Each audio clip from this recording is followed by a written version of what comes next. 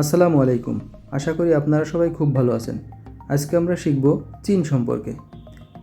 চীনের রাজধানী বেইজিং, বৃহত্তম শহর সাংহাই, বাণিজ্যিক রাজধানী সাংহাই, রাষ্ট্রীয় ভাষা মান্দারিন, মুদ্রা ইউয়ান, আইনসভার নাম কংগ্রেস। এক দেশ দুই নীতি চালু হয় 1997 সালে। চীনের উপর দিয়ে প্রবাহিত হয়েছে উত্তরে হুয়াংহো নদী, মধ্যে ইয়াংসিকিয়াং নদী এবং দক্ষিণে মুক্তা নদী। স্বাধীনতা লাভ করে 1922 সালে। প্রতিষ্ঠাতা মাও সেতুং। চীনের সাথে 14টি দেশের সীমান্ত সংযোগ রয়েছে। পৃথিবীর দীর্ঘতম গ্র্যান্ড ক্যানেল চীনে অবস্থিত। আয়তনে চীন এশিয়ার বৃহত্তম দেশ এবং বিশ্বের তৃতীয় বৃহত্তম দেশ।